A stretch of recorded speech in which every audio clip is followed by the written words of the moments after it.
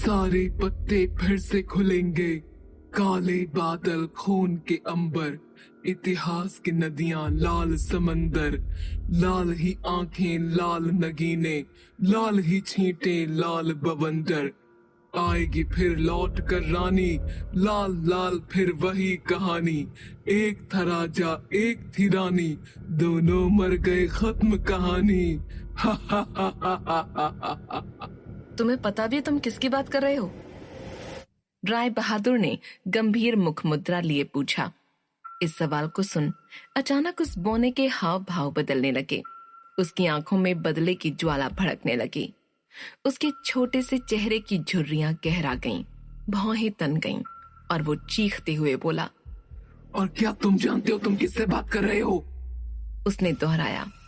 नहीं, तुम नहीं जानते तुम किससे बात कर रहे हो राय बहादुर, मगर मैं सब कुछ जानता हूँ। भावनगर, एक खोया हुआ शहर, काली रात, वो बच्चा, आचार्य आग्नेय, राजा नरेंद्र सिंह, समय का वो छोर, सब कुछ। बौने का ये भयावह रूप देख पहली बार श्रावणी को उससे डर लग रहा था। सब कुछ जानता हूँ मैं, बस इतना ही नहीं जानता कि तुम वापस क्यों लौटे। क्या वो सब दोहराने वाला है? वो तबाही, वो आग, वो बवंडर। मजा आ जाएगा, हर तरफ चीखें चिल्लाना, अफरा तफरी, मौत का खेल। कहते हुए बौना किसी पागल की तरह खुशी में अपना सर पीटने लगा। कौन हो तुम मायावी प्राणी? राय बहादुर ने कड़क कर पूछा। कौन हूँ मैं? बेवकूफ इंसान, मैं वही हूँ जिसके साम्राज्य में दक्षिण का ये सारा जंगल आता है, जिसके राज में ये काली शक्तियाँ चांडाल आत्माएं पलती हैं, जिसके सामने तुम्हारा जीना मरना बस एक खेल है। महादानव नरभक्षी जंगली खूंखार जीव जिसके गुलाम है, वो हूँ मैं। अपने सिंहासन पर पुनः बैठते हुए बौने ने कहा, मैं हूँ दक्षिणी काली शक्तियों का अधिपति, इस भयानक जंगल का राजा, महायक्ष द्यूत केतु। यक्ष? श्रावणी ने हैरान होते हुए पूछा। हाँ यक्ष, अपनी छोटी सी इंसानी खोपड़ी में ये बात डाल लो, और इससे पहले कि मैं तुम्हें अनंत यातनाओं के भंवर में फेंक दूं, उससे पहले बताओ मुझे कि तुम दोनों यहाँ क्यों आए हो? वो मैं उन आत्म... श्रावणी कहने ही वाली थी कि राय बहादुर ने उसे इशारा करते हुए चुप रहने को कहा। जिसे देख गुस्से से झल्लाया महायक्ष द्युत केतु अपने सिंहासन से उड़ता हुआ उन दोनों के ठीक बीच जा बोला। ओह, तो तुम एक दूसरे को जानते हो? कौन है तू लड़की? कैसे जानती है इस राय बहादुर को? वो क्या है ना कि मैं सिर्फ पिछले 50 साल का इतिहास ही देख पाता हूँ, और लड़की तेरे तो सर पर भी इतने बाल नहीं है। क्या व्यंग्य किया है मैंने, वाह। खुद ही के अर्थहीन व्यंग्य पर हंसता यक्ष हवा में लोटपोट हो रहा था। उड़ता हुआ हवा में कभी इधर गिरता तो कभी उधर, ताली बजाकर गिरने लगा। वाह, क्या हास्य विनोद करता हूँ मैं। जानती हो लड़की, मेरा सपना था कि मैं एक दिन एक महान नट बनूं, जादू के खेल दिखाऊं, अपनी उंगलियों के जादू से मंच हिला कर रख दूं।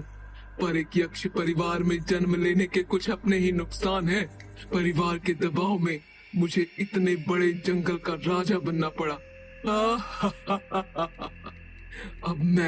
अब मैं जंगल में मौत का खेल खेलता हूँ। मेरे जादू से ये पूरी धरती हिल उठती है। ओह। खुद की हंसी को रोकने का विफल प्रयोग करता यक्ष फिर जोर जोर से हंसने लगा। पर अगले ही पल हवा में एकदम सीधे खड़े होते हुए भावहीन चेहरा लिए अपने सिंहासन की ओर हाथ पीछे बांधे उड़ते हुए द्युत केतु ने फिर पूछा। मैंने पूछा, कौन हो तुम लड़की? कैसे आई यहाँ? राय बहादुर को कैसे जानती हो?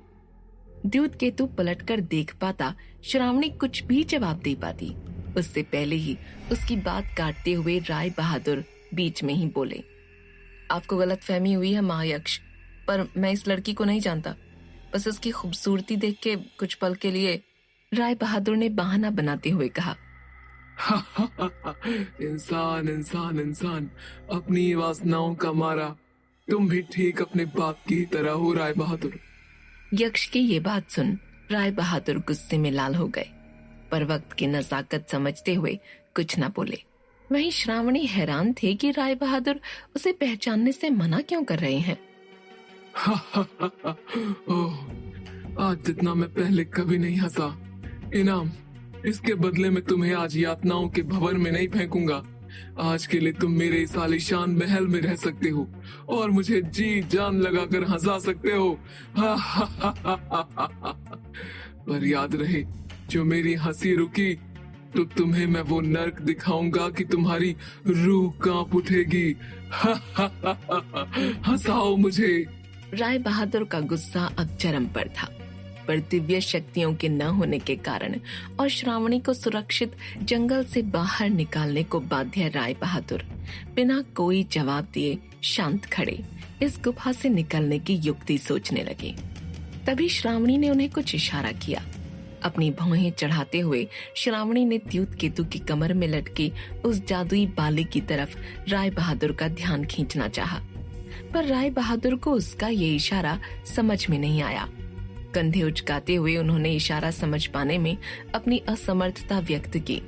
श्रावणी ने फिर अपनी आंखें बड़ी कर बाली की तरफ इशारा किया, मगर इस बार झल्लाकर द्यूत केतु चिल्लाया, मैंने कहा हंसाओ मुझे। अपने सिंहासन से गुस्से में उतरते हुए द्यूत केतु ने कहा, क्या इशारे चल रहे हैं तुम दोनों के? श्रावणी तुरंत अनजान बनकर खड़ी हो गई। कहीं मुझे मेरे इस खुश मिजाज रवैये के कारण तुम दोनों बेवकूफ तो नहीं समझ रहे? कहते हुए द्यूत केतु ने अपनी जादुई छड़ी पर बने भैंसे के कंकाल मुंड पर गुस्से से अपना हाथ घुमाया और उसके ऐसा करते ही गुफा की एक दीवार अपने आप जमीन में ढह गई और सामने का नजारा देख श्रावणी कांप उठी। सामने आग की दुनिया थी। द्यूत केतु के डरावने यक्ष सिपाही लाल शरीर, सर पर सींग और नुकीली पूंछ लिए श्रावणी की तरफ नजर गाड़े खड़े हो गए।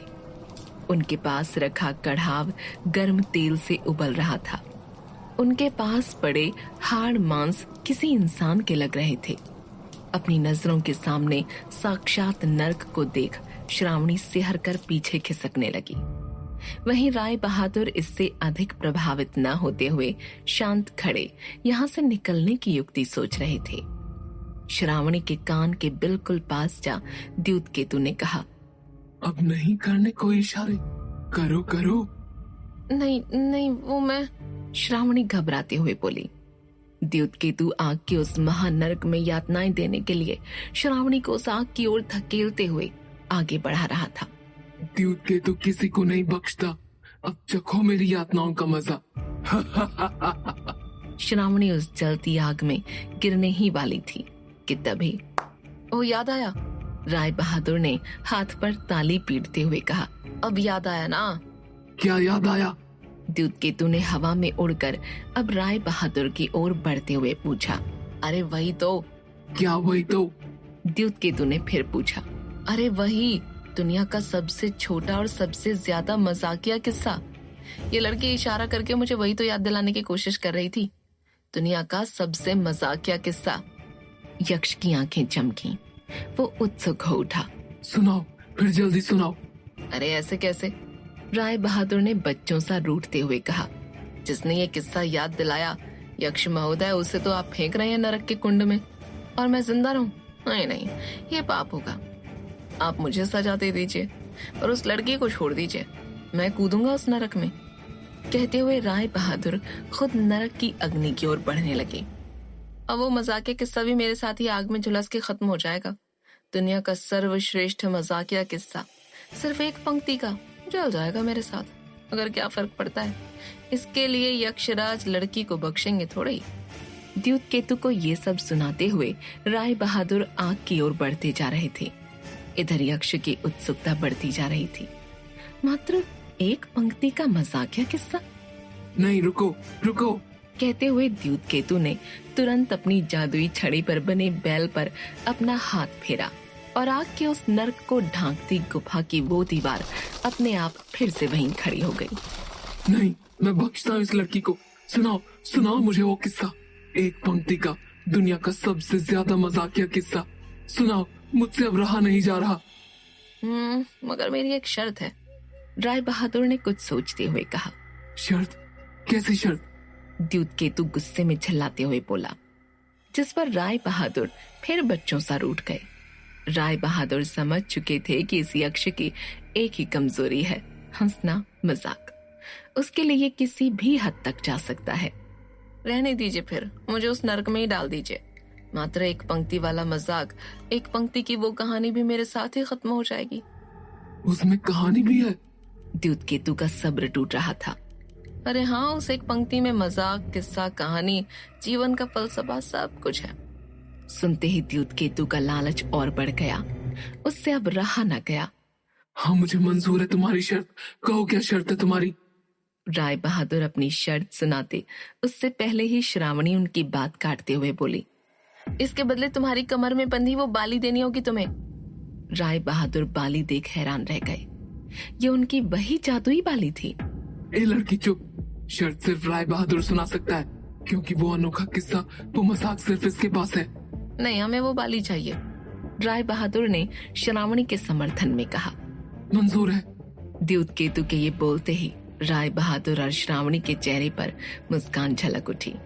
वहीं सच इंसान बड़े ही बेवकूफ होते हैं। ये बाली, तुम चाहते हो इसके बदले तुम मुझसे बहुत सा धन, दौलत, अपनी जान, सब कुछ मांग सकते थे, पर बेवकूफ इंसान। पिताजी सही कहा करते थे कि दुनिया का सबसे मूर्ख प्राणी इंसान है। पता नहीं कैसे तुम इस धरती पर जीवित हो। मुझे शर्त मंजूर है और अब शर्त बदली नहीं जा सकती। इस मामूली बाली के बदले वो अनोखे शब्द। सुनाओ मुझे। और जो ये किस्सा, कहानी, मजाक, बकवास हुआ, तो तुम दोनों के शरीर से ये तुम्हारी छोटी सी खोपड़ी सी वक्त अलग कर दूंगा मैं।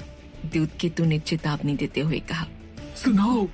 वो मगर राय बहादुर ने बस श्रावणी को उस नरक और द्यूतकेतु से बचाने के लिए वो एक पंक्ति वाली बात कही थी। सच में उनके दिमाग में ऐसा कोई किस्सा न था। वो बस इधर उधर समय गंवाते हुए कुछ ऐसा सोच रहे थे जिससे द्यूतकेतु क्रोधित न होकर उन्हें उनकी वो जादुई बाली लौटा दे, क्योंकि उस बाली में शक्तियां अब भी जागृत थीं। केवल उसी की मदद से वो उन चांडाल आत्माओं को श्रावणी के शरीर में आने से रोक सकते हैं।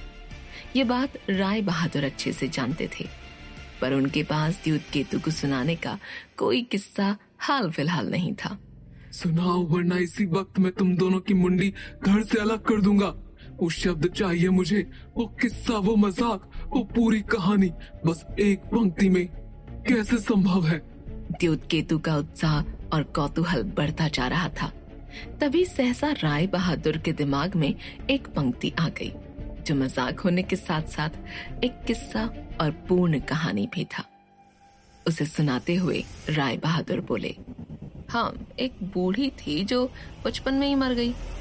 कुछ पल के लिए एक गहरा सन्नाटा छा गया, मगर अगले ही पल हवा में अपनी तोंद पकड़ पकड़ के यक्ष द्यूतकेतु हंसने लगा। एक बूढ़ी थी जो बचपन में ही मर गई। वाह, बूढ़ी बचपन में कैसे मर सकती है, और मरी तो बूढ़ी कैसे हुई? उस पंक्ति में सचमुच मजाक, एक अनसुना किस्सा और पूरी की पूरी कहानी थी। यक्ष द्यूतकेतु का हंस हंस कर बुरा हाल था। उसकी हंसी रुकने का नाम ही नहीं ले रही थी। उधर यक्ष की हंसी से पूरी गुफा गूंज उठी थी और इधर घड़ी का कांटा सरका। ब्रह्म मुहूर्त खत्म हो चुका था। क्या होगा? क्या वो चांडाल आत्माएं बाली मिलने से पहले फिर एक बार श्रावणी के शरीर में घुस जाएंगी? कैसे निकलेंगे राय बहादुर और श्रावणी उस जंगल से? ये जानने के लिए सुनते रहिए भय नगर।